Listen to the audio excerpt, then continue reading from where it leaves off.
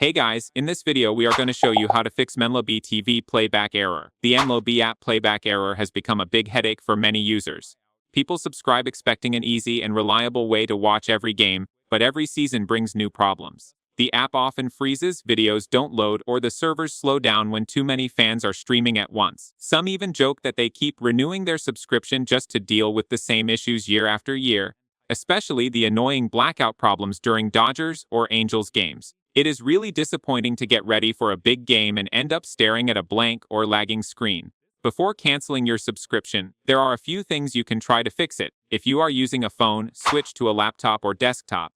Many users say the stream works better there. Make sure the app is updated and clear its cache, since old data can cause playback issues. If that does not work, log out and back in. Sometimes a quick reset gets the video and audio running again. It is completely understandable to be frustrated when all you want is to relax and enjoy the game, but with a few simple fixes the MLB stream can often work smoothly again, making baseball enjoyable once more.